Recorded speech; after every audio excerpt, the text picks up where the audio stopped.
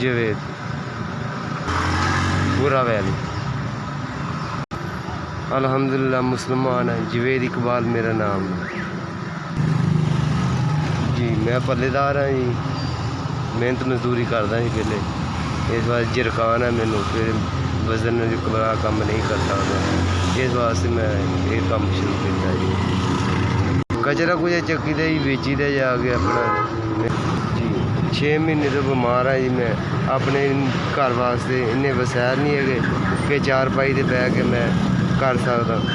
बच्चे छोटे छोटे है, उन्होंने राशन पानी देने वास्ते ये मेहनत मजदूरी करदा जी।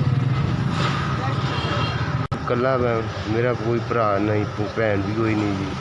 इस वास्ते मैं मेहनत मजदूरी करदा जी। 6 महीने हो गए बीमार होए, मंजे ते पिया सी जी।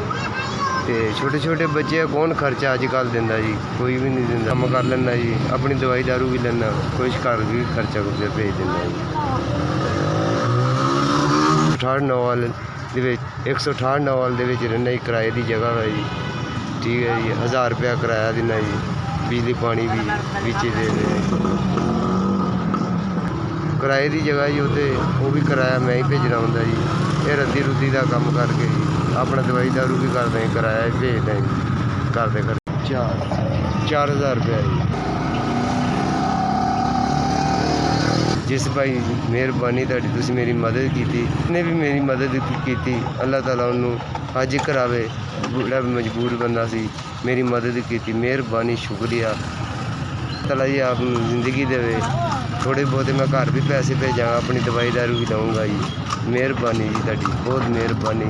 अल्लाह ताला आपको हज करावे। मेरी गरीब की मदद की, अल्लाह ताला तुहानू जी तंदरुस्ती अता फरमाए। एस भी आपकी बड़ी मेहरबानी हो, एस भी आपकी बड़ी मेहरबानी।